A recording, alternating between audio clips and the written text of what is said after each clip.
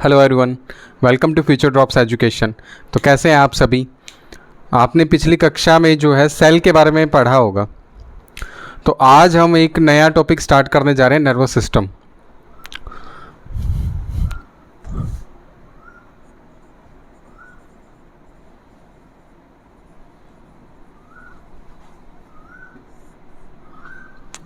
तो nervous system क्या होता है, आप यहाँ से इस चीज़ से समझ सकते हैं कि जैसे मैं अगर सिस्टम की बात करूँ तो इससे पहले हमने डाइजेस्टिव सिस्टम, रेस्पिरेटरी सिस्टम, तो इन दोनों के बारे में पढ़ा था।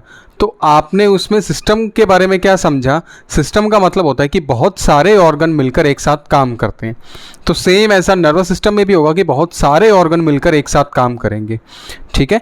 तो अब नर्वस सिस्टम में क्या चीज़ हो जाएगी कि भाई अब इसको हम ऐसे समझते हैं कि मुझे टच किया तो मुझे इसका पता कैसे चला। तो यहाँ हमारे जो है सेंसरी ऑर्गन जितने भी, चाहे आँख है, जीभ है, जो है, ये सारे जो है मैसेज लेके जाते हैं ब्रेन तक, और फिर ब्रेन उसको जो है अच्छे से उसको फिल्टर करके या उसको जैसे भी इजी करके हमें दिखाता है, हमें बताता है। जैसे हमें बहुत बार ऐसा होता है कि चोट लग जाती है और हमें कई बार पता भी नहीं चलता कब लगी, लेकिन जब हम उसे देखते हैं तो हमें पता चलता है कि तब हमें दर्द होना स्टार्ट हो जाता है। तो ये ऐसा क्यों हुआ? क्योंकि अब एक कंडीशन ऐसी होती है जिसके अंदर जो हमारा ब्रेन होता है वो किसी और ही मोड में चला जाएगा, किसी और मोड में। जैसे कि वो मैं अगर किसी बारे में सोचूं तो मैं वहीं सोचता रहूँगा, मेरा ध्यान वहीं रहेगा, लेकिन उस टाइम क्या होगा कि हमारा जो ब्रेन है अपना काम किसे दे देगा, वो दे देगा स्पाइनल कॉर्ड को। समझ पा रहे हो कि ब्रेन अगर कभी जो कहीं बिजी हो जाता है किसी चीज़ को सोचने में या किसी काम को करने में, तो उस टाइम क्या होगा, ब्रेन अपना जो काम होगा वो स्पाइनल कॉर्ड को दे देगा। तो अब उस केस में क्या होगा कि जब आपको कोई पीछे से, आप कुछ सोच रहे हो, पीछे से आके कोई हमें डरा देता है, यूँ हाथ लगाता है, तो हाथ लगाने पे ही हम डर जाते हैं। तो डर क्यों जाते हैं? डर इसलिए जाते हैं कि जब वो काम स्पाइनल कॉर्ड को दिया गया है तो स्पाइनल कॉर्ड क्या करेगी कि वो पूरी बॉडी को अलर्ट मोड पे रख देगी। क्योंकि ब्रेन बिजी है, बॉडी को जो है अलर्ट मोड पे रख देगी। जैसे ही कोई टच करेगा तो अचानक से हम यूँ डर जाते हैं। तो अब ये चीज़ छोटी मोटी बातें हैं, बेसिक है, जो आपको थोड़ी बहुत इस पूरे चैप्टर को समझने में मदद करेंगी। ठीक है जी। फिर अब नर्वस सिस्टम का एक बहुत ही महत्वपूर्ण जो इसका पार्ट आता है वो आता है हमारा ब्रेन। अब देखिए,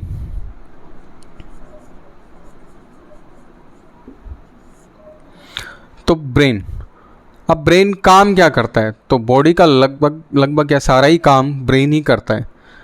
ठीक है। तो अब ब्रेन ये सारे काम कैसे कर पाता है? क्यों? क्योंकि इसके पास न्यूरॉन्स होती हैं, इसके पास बहुत सारी न्यूरॉन्स होती हैं। तो अब आगे हम इसे देखते हैं कि ब्रेन जो है वो कहाँ प्रेजेंट होता है, कैसे काम करता है। चलिए, तो अब अगर हम स्ट्रक्चर देखें ब्रेन की, तो ब्रेन कहाँ हो गया? यहाँ हो गया। अब आप देखें कि यहाँ ऊपर जो एक बहुत ही हार्ड जो है शेल है, एक खोपड़ी जो है हमारी बहुत ही ज़्यादा टफ होती है। तो इस टफ पार्ट को क्या बोल दिया? इसको बोल दिया कि क्रैनियल। ठीक है। तो मैं यहाँ लिख देता हूँ क्रैनियल। क्रैनियल किसे कहा गया? ये जो टफ पार्ट है इसे बोल दिया गया क्रैनियल। अब क्रैनियल जो है वो खुद 8 बोन से मिलकर बना हुआ होता है। तो यहाँ मैं लिख देता हूँ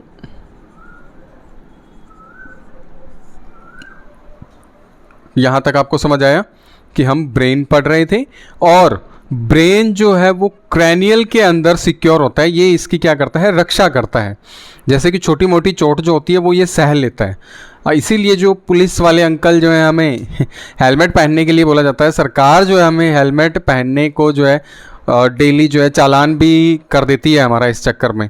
और हम जो है इस चीज़ को नहीं समझते कि यदि हम हेलमेट नहीं पहनेंगे तो इसमें जान को जोखिम भी हो सकता है। थोड़ी बहुत जो डैमेज है वो तो ये क्रैनियल सह जाएगा, लेकिन अगर कोई डीप होगी, कोई ज़्यादा इंटेंस जो है कहीं टक्कर हो गई, तब क्या होगा? तो उस केस में ये क्रैनियल जो है ये टूट जाएगा, और जो डैमेज होगा, जो इम्पैक्ट होगा, वो ब्रेन तक चला जाएगा। और यदि एक बार ब्रेन में वो इम्पैक्ट चला गया तो वो सही नहीं होगा। क्यों नहीं होगा? तो इसके लिए मैंने आपको पिछली वीडियो में बताया था कि ब्रेन में हमारे न्यूरॉन्स होती है, 90% जो पार्ट है हमारे ब्रेन का, कितना, 90% जो पार्ट है वो किसका बना हुआ है? वो बना हुआ है न्यूरॉन्स का। तो अब इन न्यूरॉन्स में डिवाइडेशन की पावर नहीं होती। क्यों नहीं होती? क्योंकि इनके अंदर सेंट्रोसोम जो होता है वो एब्सेंट होता है।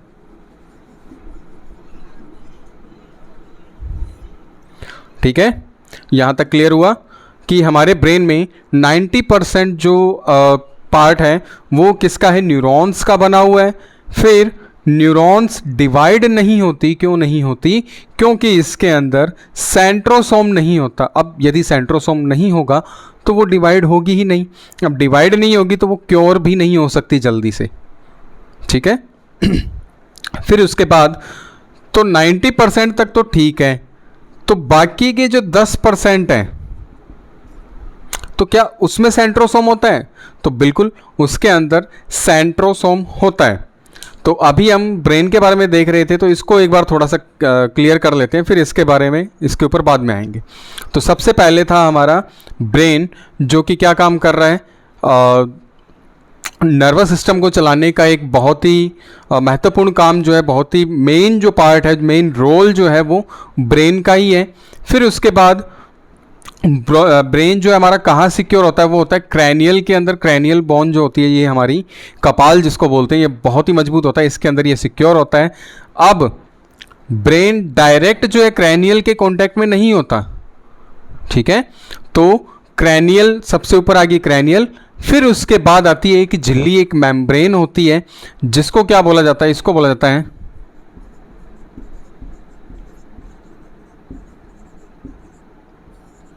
मेनिन्जीओइड। ठीक है, मेनिन्जीओइड ये क्या काम करती है? ये एक मेम्ब्रेन का काम करती है, जो ब्रेन को अच्छे से यूं एक लेमिनेट, अपने बोल सकते हैं लेमिनेट करके उसको रखती है, ताकि वो इस क्रैनियल के कांटेक्ट में ना आए। यदि वो क्रैनियल के कांटेक्ट में आ गई तो इन्फेक्शन हो सकता है। इसलिए ये जो है एक मेम्ब्रेन ब्रेन को ढक के रखती है। फिर उसके बाद आता है क्रेनियल। क्रेनियल के बाद आती है हमारी स्किन, और स्किन के ऊपर आगे हेयर्स। तो ये पूरा प्रोसीजर होता है।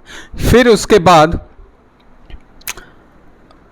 ठीक है, अब इसके बाद बात करते हैं ब्रेन में न्यूरॉन की। तो न्यूरॉन जो होती है वो हमारी बॉडी की सबसे बड़ी जो सेल होती है। ठीक है, तो हमारी बॉडी के अंदर, हमारे ब्रेन में ही होती है वैसे तो ये, तो सबसे बड़ी जो सेल होगी वो कौन सी हो जाएगी? वो हो जाएगी न्यूरॉन। अब ये हमारे ब्रेन में कितनी थी? तो ये थी 90%। फिर बाकी बचती है हमारे पास 10%। तो 10% कौन सी होती है? 10% हो जाती है ये वो गिलीलियल सेल भी इसे बोला जाता है। ठीक है, तो जो बाकी 10% बच गई ये होगी गिलीलियल सेल। तो ये गिलीलियल सेल क्या काम करती है? जो आपने सुना होगा कि ब्रेन में कैंसर होता है तो न्यूरॉन्स में तो कैंसर हो ही नहीं सकता। क्यों नहीं हो सकता? क्योंकि इसके पास सेंट्रोसोम नहीं है। सेंट्रोसोम नहीं है तो इसमें सेल डिवीजन नहीं होगा। और कैंसर जो है वो किस प्रकार से होता है? वो सेल डिवीजन पर ही होता है। जैसे सेल डिवीजन की जो रेट है वो अगर बढ़ जाए तो वो कैंसर ही बनाएगी वो। तो यहाँ क्या हो जाएगा? न्यूरॉन्स के अंदर सेंट्रोसोम नहीं है तो यहाँ डिवाइडेशन नहीं होगी, और यदि डिवाइडेशन नहीं है तो यहाँ कैंसर का भी कोई चांस नहीं है। तो अब ब्रेन में कैंसर करेगा कौन? तो जो बाकी जो हमारी 10% बच गई थी गिलियल सेल, ये कैंसर पैदा करेंगी। और एक और बड़ी बात होती है इसके अंदर कि जब गिलियल सेल के अंदर डिवाइडेशन तेज हो गया, कैंसर बनना स्टार्ट हुआ, तो सबसे पहले बनेगा ये ट्यूमर। अब ये ट्यूमर वाली स्टेज पे ही मर जाएगा आदमी। ठीक है, तो इंसान जो होगा वो ट्यूमर वाली स्टेज पे ही मर जाएगा। वो पूरा परिपक्व कैंसर जब तक नहीं होगा कोई स्टेज, फर्स्ट स्टेज में ही मर जाएगा। ठीक है, तो ये चीज़ इसमें ध्यान रखने वाली थी। फिर उसके बाद अब न्यूरॉन्स जो है ये, अब आप सभी को पता है 2 न्यूरॉन्स के बीच में गैप होता है। जैसे एक ये है, एक ये है, इन दोनों के बीच में जो है गैप होगा। अब जब मैसेज यहाँ से ऐसे जा रहा है तो ये अगली वाली में कैसे जाएगा जबकि बीच में गैप है? अगर ये जुड़ी हुई हो तो समझ आता है कि भाई ठीक है मैसेज जा रहा है, लेकिन अब ये अलग है, जुड़ी हुई नहीं है, गैप है इनके बीच में। तो मैसेज कैसे जाएगा? वो जाएगा सोडियम के थ्रू।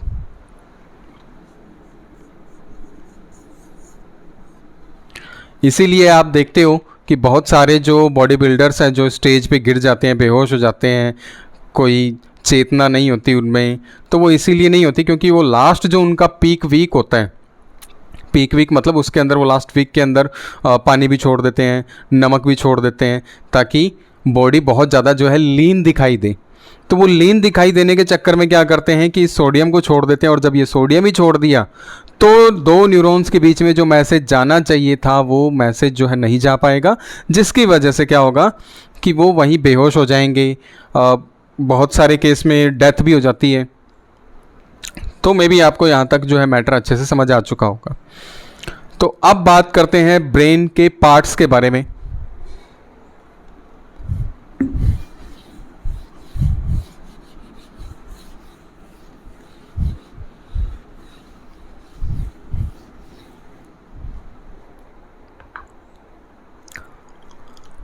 ठीक है, देखिए अब ब्रेन जो होता है इसके 3 पार्ट होते हैं। कौन कौन से? सबसे पहले अग्र मस्तिष्क, मध्य और पश्च, फोरब्रेन, मिड ब्रेन और हिंड ब्रेन। ठीक है, तो अब आप देखिए कि सबसे पहले हम पकड़ते हैं अग्र ब्रेन को। अग्र ब्रेन मतलब आगे का जो ये पोर्शन हो गया इसको बोल दिया अग्र ब्रेन, मिड ब्रेन ये बीच वाला पार्ट हो गया, और फिर आता है पश्च ब्रेन जो ये लास्ट जो है स्पाइनल कॉर्ड के ऊपर वाला जो पार्ट हो गया वो हो गया पश्च ब्रेन, पश्च मस्तिष्क। ठीक है, हिंड ब्रेन जिसको बोला जाता है। अब अग्र मस्तिष्क की बात करें तो यहाँ 3 चीज़ें जो हैं वो मोस्ट इंपॉर्टेंट है। कौन कौन सी? सबसे पहले आती है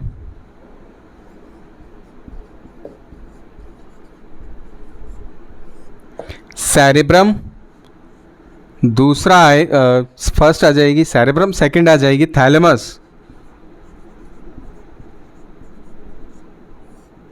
और तीसरी आ जाएगी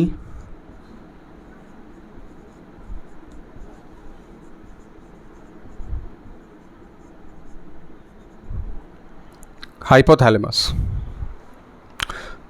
यहाँ तक आपको 3 चीज़ें ये समझ आई। सबसे पहले ब्रेन के 3 पार्ट होते हैं। कौन कौन से? अग्र, मध्य और पश्च, फोरब्रेन, मिड ब्रेन और हिंड ब्रेन। तो जो फोरब्रेन है ये 3 पार्ट में 3 इसके मोस्ट इंपॉर्टेंट पार्ट है और यही इसको कंप्लीट भी करते हैं। तो सबसे पहले हमारे पास आता है सेरेब्रम, सेकंड आता है थैलेमस और लास्ट आता है हमारे पास हाइपोथैलेमस। तो सबसे पहले हम देखते हैं सेरेब्रम के बारे में। सेरेब्रम क्या काम है? हमारे मस्तिष्क का, अग्र मस्तिष्क का 66% होता है। कितना होता है? 66%। अब सेरेब्रम का काम क्या है? सेरेब्रम के बहुत सारे काम हैं, जैसे जजमेंट का, स्किल का, सीखना, ठीक है, कुछ जताना, कुछ बताना, याद रखना, याद करना, सोचना। तो ये सारे जो काम होंगे वो सेरेब्रम ही करेगा। क्लियर?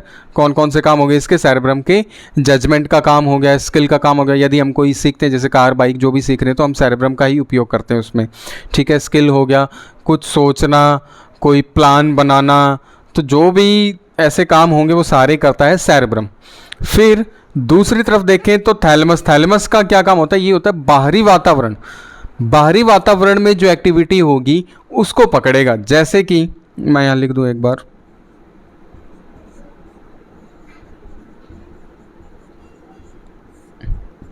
बाहरी वातावरण। बाहरी वातावरण को आप ऐसे समझ सकते हो, कोई शराबी है जिसने शराब पी रखी है, अब उसको जितना मर्जी पीटो उसे दर्द नहीं होगा, उसे पता ही नहीं चलेगा। उसे पता कब चलेगा? वो चलेगा नेक्स्ट डे सुबह जब ये थैलेमस वापस एक्टिवेट होगा। ठीक है, तो जब आदमी कोई शराब पीता है या कोई भी नशा करता है तो उस टाइम जो थैलेमस है ये प्रॉपर अपना काम नहीं कर पाता, ये अच्छे से एक्टिवेट नहीं हो पाता। तो टेम्परेचर वगैरह भी बताने का, जैसे पसीना वगैरह भी, अगर हमें जैसे बाहर गर्मी है तो हमें पसीना जो आएगा वो भी थैलेमस ही काम करेगा। सॉरी। ठीक है, तो ये सारी चीज़ें इसके अंदर होगी, थैलेमस के अंदर। अब बात करें हाइपोथैलेमस, तो हाइपोथैलेमस क्या काम करेगा? ये अंदर के पार्ट को जो है एक्टिवेट करेगा। जैसे कि ये मेल्स में बहुत ज़्यादा एक्टिवेट होता है। मेल्स में कैसे एक्टिवेट होता है कि मेल्स कभी भी कंसंट्रेट होकर कोई काम नहीं कर पाते जल्दी से, ठीक है। मैं ऐसा कोई वैसे नहीं बोल रहा, कोई मेरा ये बयान नहीं है, पर हाँ ठीक है कि एक अकॉर्डिंग टू इसके हाइपोथैलेमस के अकॉर्डिंग क्या होता है कि जल्दी से वो केंद्रित नहीं हो पाते। कैसे नहीं हो पाते? क्योंकि जैसे मान लीजिए कि अगर कोई काम कर रहा है, कोई भी काम कर रहा है, कोई भी लड़का जो कोई भी काम कर रहा है, भले ही वो पढ़ने का जो कोई भी है, उसके पीछे से कोई भी गुजरा तो मिनट में देखेगा अच्छा ये है क्या, चलो कोई बात नहीं। अब वो इन केस चाहे वो कोई वो लड़की हो या कोई भी उसका ब्रदर हो या कुछ भी हो, वो मुड़ के ज़रूर देखेगा। और यहीं अगर फीमेल्स की बात करें तो फीमेल्स में ये थोड़ा सा कम एक्टिवेट होता है। अब कम एक्टिवेट होगा तो अब अगर फीमेल मान लो कोई घर का काम कर रही है तो आप उसके पास से चाहे कुछ भी उठा के ले जाओ, उसे पता ही नहीं चलेगा, ठीक है। वो ध्यान ही नहीं देती, वो एक जगह उसने जो है अपना ध्यान केंद्रित कर दिया तो बस वो कर दिया, ठीक है। तो ये सारी चीज़ें हैं। जैसे अभी मैं इसको एक बार फिर से रिवाइज कर देता हूँ, आपको और अच्छे से क्लियर हो जाएगा। तो हम नर्वस सिस्टम पढ़ रहे थे। नर्वस सिस्टम का सबसे पहला और मोस्ट इम्पॉर्टेंट जो पार्ट आता है वो आता है ब्रेन, क्योंकि ब्रेन ही हमें चीज़ें जो है साफ करके दिखाता है। जैसे कि हम अगर किसी को देख रहे हैं तो हमने उसे एक बार देखा, अब हम उसे जीवन में कभी भी देखें तो हमारा ब्रेन तुरंत ट्रिगर करेगा, तुरंत ट्रिगर होगा कि इसे कहीं ना कहीं तो देखा है। मैं अगर कोई गाना सुन लूँ या आप कोई गाना सुन लें तो आपको वो ब्रेन में अच्छे से स्टोर होके रह जाएगा। अब आप उस आवाज़ में उसी सिंगर का गाना आपको कभी भी सुना दिया जाए, चाहे कोई और गाना सुना दिया उसी सिंगर का, तो आप तुरंत पहचान जाओगे अच्छा ये तो अरिजीत सिंह था भाई, है ना। और टेस्ट की भी बात है तो आपकी मैं आंखें बंद करके अगर आपको प्याज खिलाऊं तो आपको क्या पता नहीं चलेगा कि मैंने प्याज खाए हैं। तो ये सारी चीज़ें क्या होती है कि नर्वस सिस्टम क्या करता है कि सारी चीज़ों को ब्रेन में स्टोर करके रख देता है। जितनी भी इंफॉर्मेशन इसे मिलती है उसे सब ब्रेन में स्टोर करता जाता है। तो यहाँ सबसे मेन जो पार्ट आ गया, सबसे जो पहला पार्ट आ गया वो आ गया ब्रेन। इसके 3 पार्ट थे, कौन कौन से? अग्र मस्तिष्क, मध्य मस्तिष्क और पश्च मस्तिष्क, फोर ब्रेन, मिड ब्रेन और हिंड ब्रेन। तो सबसे पहले हमने अग्र मस्तिष्क के बारे में डिस्कस करना स्टार्ट किया था। तो यहाँ सबसे पहला जो इसके अंदर पार्ट आता है अग्र मस्तिष्क का वो आता है सेरेब्रम, दूसरा आता है थैलेमस और तीसरा आता है हाइपोथैलेमस। कौन कौन से? Cerebrum, thalamus, hypothalamus. सेरेब्रम 66% होता है ब्रेन का। फिर सेरेब्रम का क्या काम होता है? जजमेंट का और स्किल का, सोचना, प्लान बनाना। तो जो काम आप देखते हो डेली, जो आप ज़्यादातर काम करते हो वो ज़्यादातर इसी से ही काम करते हो, ठीक है, सेरेब्रम। फिर उसके बाद थैलेमस की बात करें तो ये बाहरी वातावरण से जो है चीज़ें अडेप्ट करता है। जैसे कि अब हमें ठंड लग रही है तो अब यही हमें बताएगा कि हमें ठंड लग रही है, ठीक है।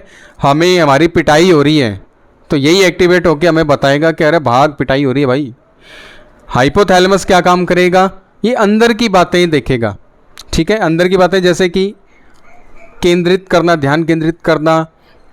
और ये मेल्स में ज़्यादा होता है, ज़्यादा एक्टिवेट होता है, और फीमेल्स में कम होता है। अब जैसे हाइपोथैलेमस की अगर मैं एक आध और एग्जांपल दूं आपको, तो जैसे लव, किसी से हम प्रेम करते हैं तो वो भी हमें हाइपोथैलेमस ही बताएगा, ठीक है। जैसे वो होता है दिल टूटना या ऐसे कुछ वो दुर्घटनाएं होती हैं, तो ये सारी चीज़ें हमें जो है हाइपोथैलेमस ही बताता है, यही एक्टिवेट होता है। तो लव, घृणा, प्यास, भूख, ये सारी चीज़ें जो है हाइपोथैलेमस ही बताएगा, क्योंकि इंटरनल है सारी, ठीक है। तो आज की वीडियो में इतना ही। अगली वीडियो में हम इन दोनों पार्ट्स को अच्छे से डिस्कस करेंगे। तो थैंक यू। वीडियो को ज़्यादा से ज़्यादा लाइक करें, शेयर करें, कमेंट करें और अपनी पढ़ाई को ऐसे ही जारी रखें। Thank you.